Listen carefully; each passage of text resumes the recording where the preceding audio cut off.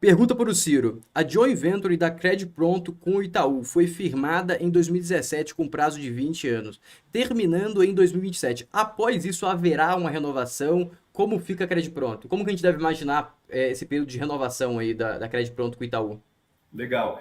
Ah, contando um pouco aí, não sei se... Obrigado, Eduardo, pela pergunta. Não sei se todos possuem esse conhecimento do Eduardo em relação à Pronto. A Pronto é uma joint venture, como foi falado, entre a Lopes e o Banco Itaú, na promoção de financiamento imobiliário. A Pronto ela nasceu no final de 2007, com o soft open durante o ano de 2008, e o nosso contrato de 20 anos de exclusividade vai até junho de 2028. Né? A Pronto ela promove o financiamento, o funding do financiamento vem do Banco Itaú, né? Então a Lopes ela é remunerada nessa sociedade de duas formas, e aí que está o grande vantagem dessa empresa da Pronto em relação a essas outras empresas de promoção de financiamento. Toda empresa de financiamento recebe um percentual pela concessão, pela captação de um financiamento, pela originação de um financiamento, ok? Recebe uma espécie de comissão, que gira em torno de 1%, alguma coisa assim. Então, toda empresa que nasce agora, por exemplo, foi comprada, foi adquirida por uma startup, uma das empresas muito, muito boas, por sinal, mas elas são remuneradas por essa intermediação, vamos colocar assim. A Pronto e a Lopes ela participa do resultado do financiamento concedido. Então, qual é o resultado do financiamento? A taxa de empréstimo, né, abatida pela taxa de captação, que, a grosso modo, vamos falar que é a poupança. Então, existe esse spread, a gente tem um P&L virtual e a Lopes participa 50-50 do resultado dessa operação toda. Lembrando que, para a Lopes, nós não participamos do risco de funding. Isso tudo é do Itaú.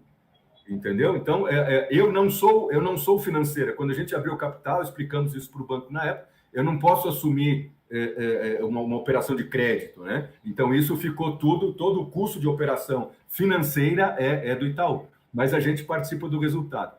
Então, hoje, para vocês terem uma ideia, e a Pronto,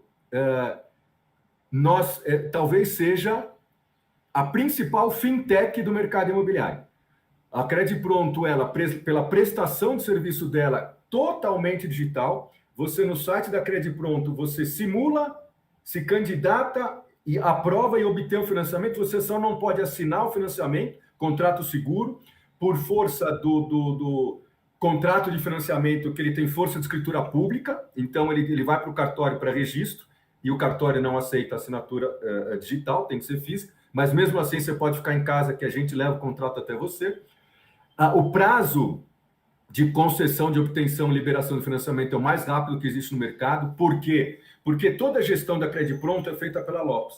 E a Lopes ela impôs no financiamento o mesmo ritmo do mercado imobiliário, não o ritmo da agência bancária das 9 às 4. Então, essa é a grande diferença. E por que nasceu a Pronto? Aqui no Brasil, vamos lembrar também que essa cultura do financiamento imobiliário é muito jovem, Floriano. A gente aqui, 90% ainda aqui no Brasil, a hora que vai comprar um imóvel, primeiro hoje você vai acessar o site e vai escolher o imóvel. Depois você vai no banco e vai perguntar do crédito. Pô, mas aí você descobre que você tem mais ou menos crédito daquele imóvel que você procurou. Aí você vai ter que recomeçar tudo de novo. Normalmente, nos Estados Unidos, por exemplo, primeiro você vai no banco. Quanto é que eu consigo aqui de financiamento? Tanto. Aí eu vou no mercado.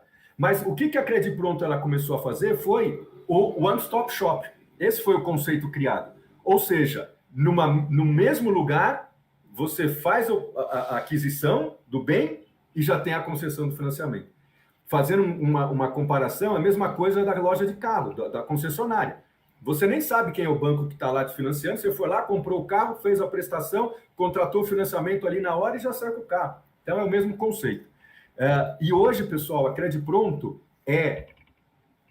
no ramo privado, vamos excluir a Caixa Econômica, que é banco público, eu sou a quarta operação brasileira na concessão de financiamento.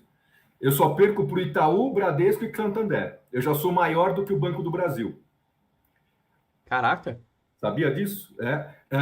Eu, ano passado, 2020, eu bati o recorde de concessão de financiamento, e nesse ano de 2021, só no primeiro semestre, eu já igualei o ano passado. Então, a gente tem tudo aí para fazer um outro recorde em 2021. E o risco da não renovação? Então, chegando aí na renovação, então, só para conceituar aí toda essa questão da Credipronto, nós não começamos a conversar ainda com o Itaú, tá? Uhum. Não existem ainda conversas visando isso, a gente tem ainda 6, 7 anos pela frente, mas eu acho que, assim, a gente tem tudo para fazer algo ainda melhor, entendeu? E não vejo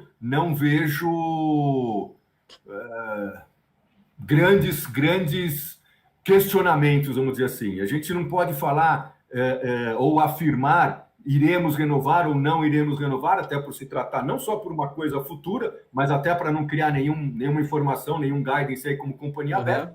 Mas assim, apesar de a gente não ter conversas iniciadas, eu estou te colocando todo um cenário extremamente positivo. Você pode concluir aí o que vai ser o objetivo Então, da gente. a gente pode concluir fazendo algumas perguntas aqui, vamos só entender. A captação é 100% feita pela Lopes, ou seja, a aquisição do cliente é da Lopes. E a questão do financiamento é do Itaú. É meio que essa Isso. divisão. O Itaú Então, entra com dinheiro. O Itaú entra com Entendi. dinheiro. Eu te apresento lá. Você entrou na loja e detalhe, e a Credipronto, ela é white label. Ou seja, não é Você só pode numa fazer parceria imobiliária. com o Itaú. Exatamente. Não, eu só ofereço o Banco Ah, do Itaú Itaú. Não, mas você pode fazer em outras corretoras em também, é outras isso? imobiliárias. Entendi. Exatamente. Então, eu tenho mais de 1.000 parceiros, para você ter uma ideia, pelo Brasil, aonde eu faço financiamento imobiliário. Entendeu? Então eu vou fazer uma construção que você me corrija se eu estou errado. Vamos lá entender, galera? Só para ver o que eu concluir, vocês comentem aí se faz sentido ou não. Eles dividiram, na minha opinião, muito coerente. Um faz a captação, que tem dois grandes valores no financiamento: quem dá o dinheiro e quem arranja o cliente. E na realidade, vamos ser sinceros, o que tem mais valor é quem arranja o cliente. Porque dinheiro não muda muito. O dinheiro você tem do Itaú, tem do Bradesco, tem de várias fontes. Mas, beleza, a gente sabe que dinheiro não é escasso, principalmente o Itaú não é escasso. Mas a captação de cliente tem uma certa limitação, porque se a Lopes não pegar o cliente, talvez ela vá pegar o cliente e oferecer para outro banco, porque basicamente ela tem o cliente. E o cliente aí, todo mundo sabe, quem acompanha resultado é a maior dificuldade, você paga um CAC, você tem um gasto muito grande. Então eles dividiram da seguinte forma: um tem o custo e a operação do financiamento, do risco de crédito, que é o Itaú, e o outro tem a captação do cliente. Na minha humilde visão, não existe nenhum desalinhamento. Eu acho que para você continuar uma parceria ou encerrar uma parceria, o que tem que haver um desalinhamento de interesse. Alguém está ganhando mais, outro está perdendo, alguma coisa. Nessa minha visão, existe um risco muito pequeno disso acontecer, de ocorrer um encerramento. E se acontecer um encerramento, eu acho que a Lopes fica totalmente aberta para tentar fazer uma parceria com um Bradesco, um Santander ou qualquer outra empresa que tenha esse foco e dá crédito.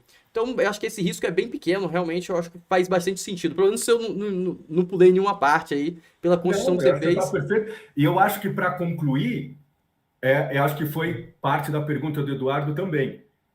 O que a gente também tem esse sentimento é da não percepção do mercado acionista do valor da Credipronto, né? É claro que a gente sabe que hoje o valuation das empresas listadas em bolsa está muito prejudicado em função de fatores externos às empresas. Mas se você pensar que só no primeiro TRI eu tive uma receita de 30 milhões de reais na Credipronto, desculpa, no primeiro semestre, se você anualizar isso e jogar um múltiplo aí, você vai ver que, pô, sei lá, só a Credipronto sozinho vale hoje 3, 4 vezes o que a Lopes está avaliado, entendeu?